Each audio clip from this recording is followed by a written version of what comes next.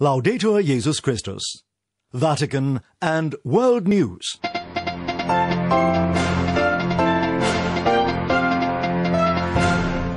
In the headlines this Tuesday, December the 1st, Pope Francis highlights the value of the Congolese liturgical rite, describing it as a celebration lived with faith and joy and as a model for other cultures. Egyptian authorities suspend an investigation into the 2016 murder of an Italian researcher in Cairo.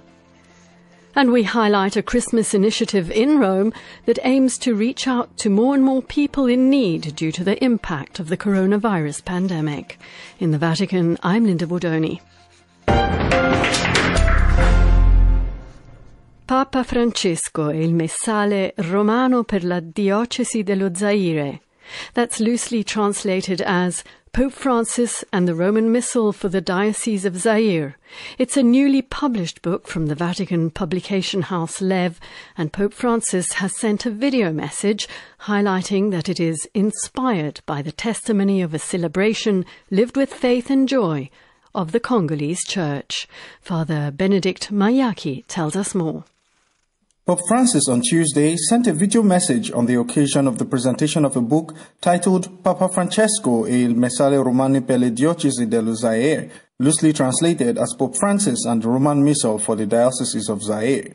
The book, prefaced by the Holy Father, is written by Sister Rita Mboshu Kongo and is published by the Vatican publication house.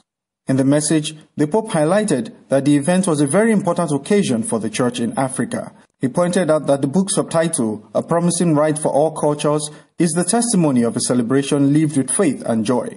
The Pope further noted that the spiritual, ecclesial and pastoral purpose of the celebration of the Eucharist in the Congolese rite are central to the book, and underlined that its author was guided by the principles of the study of adaptation and active participation in the liturgy. The Pope further remarked that being the first and only inculturated rite of the Latin Church approved by the Second Vatican Council, the Congolese rite can serve as an example and model for other cultures. He underscored that the rite emphasizes the different languages, colors, body movements which interact with each other by leveraging all the dimensions of the personality of the faithful, always taking into account the specific values of each people. The Pope pointed out that one of the main contributions of the Second Vatican Council was to propose norms for adaptation to the character and traditions of various peoples.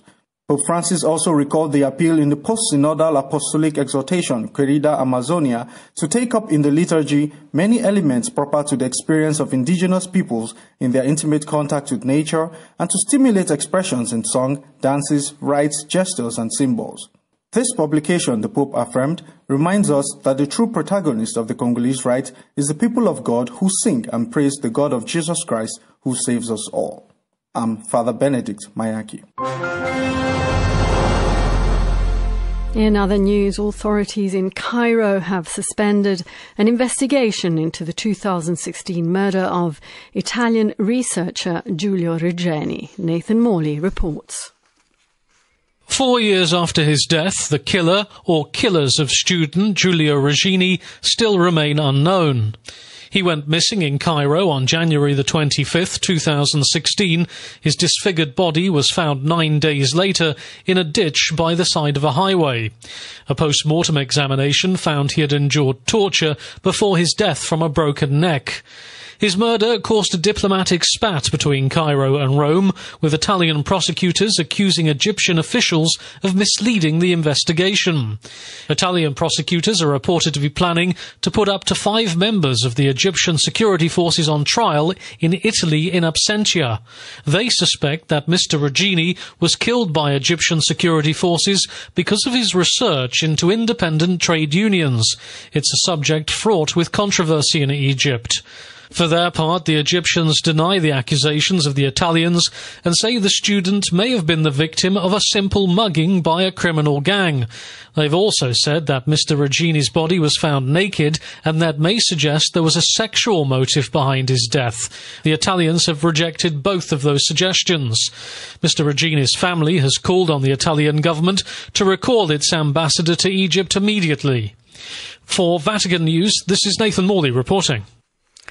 The Indonesian army has deployed a special force to hunt for suspected Islamic State-linked militants behind a deadly attack on Christians. 4 Salvation Army members were killed, one of them beheaded, in an ambush on Sulawesi Island on Friday. Intolerance against Indonesia's Christian minority has been rising as the Muslim-majority country battles Islamist militancy. A church body denounced the killings as terrorism rather than a religious feud.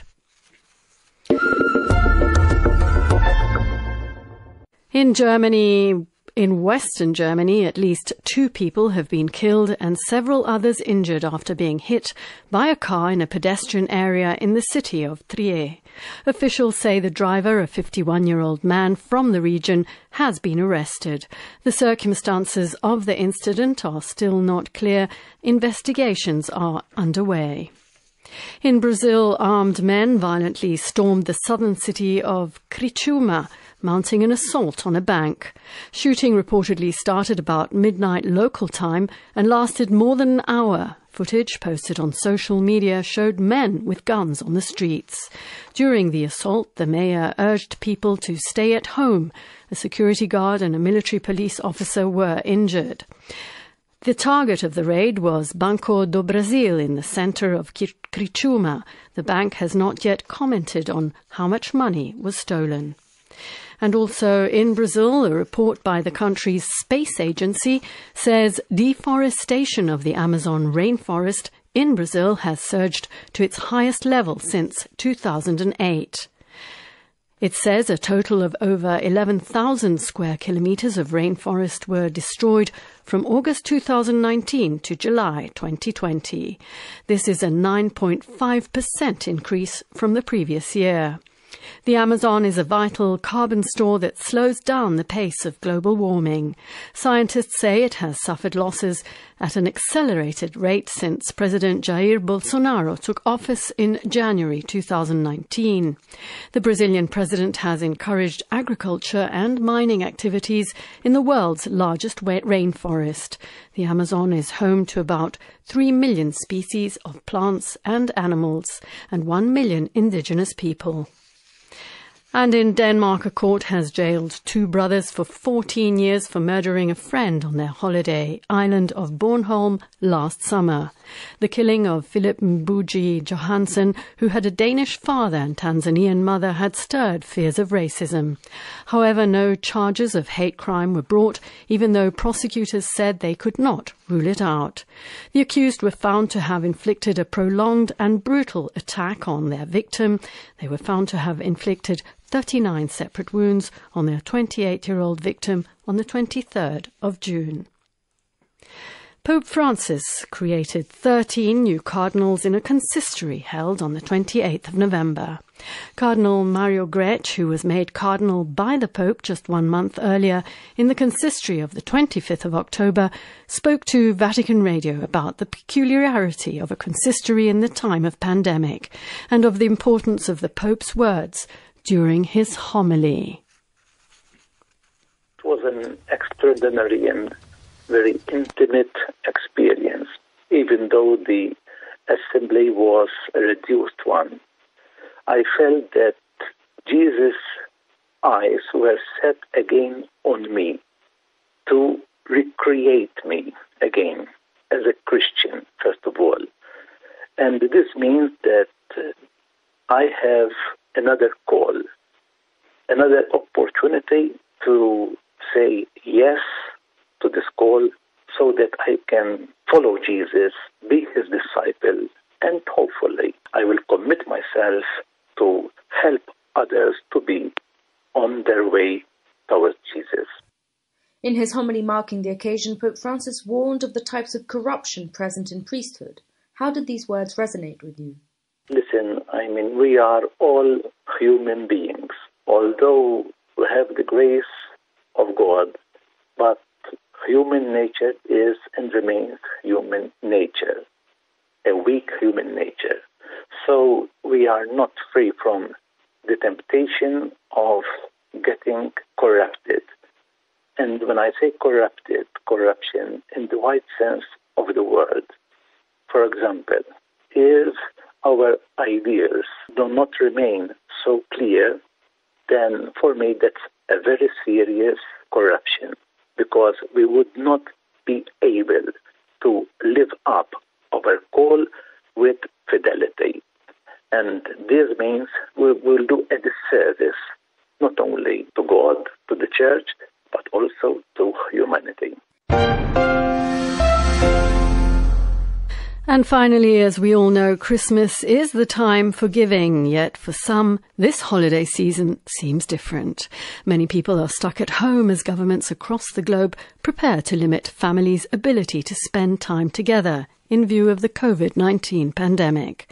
Though that will surely put a damper on the Christmas spirit, perhaps it can be turned into an opportunity to reach out to our neighbours in need. Charities and churches everywhere have felt a cash crunch this year as physical presence plummets and the needs of those they assist skyrocket. So some Catholic charity events are following the cyber trend to offer everyone a chance to rekindle their holy day cheer. The St. Nicholas Serata is one of those events seeking to help the poor of the Eternal City.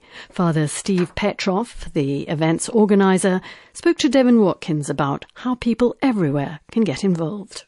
We are carrying on the long tradition of giving back. Many years ago, the St. Nicholas Serata for Charity was begun, and it has been going for well over 20 years. It's become an annual fundraising event supporting local Roman charities. It's both a community building event and endeavor, but most importantly, our St. Patrick's way of giving back to the local community. And what is made this year so special? This year is so special because of the pandemic and our restrictions associated with the pandemic. We cannot have the event as usual. Usually it's a big gala event with dinner and dancing. This year it has to be all done virtually. So knowing that their needs do not end, and they're probably even greater now than ever, we have redone our website, and we've relabeled it as the St. Nicholas Charity Seratathon because it's a time-based kind of telethon. We initiated it last Thursday, which was Thanksgiving Day for Americans. It's running for 10 days, so it will end this Saturday, December 5th. So with the pandemic, it's hit everyone very hard, but it's also in this way an opportunity so that anyone around the world can get involved and help out men, women, and children who are suffering in Rome. Because of the pandemic and our restrictions, there's very limited opportunities for people to become physically involved. Because of the virtual nature, participation in the St. Nicholas Seratathon is largely the first and foremost donation. So check out the charities. I know that they're still working and they're still active. And that was Father Steve Petrov, rector of St. Patrick's Catholic American Community in Rome, speaking there to Devin Watkins.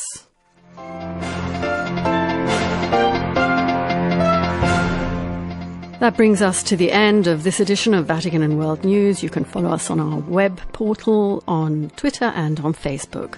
My thanks go to Vincenzo Proto in studio.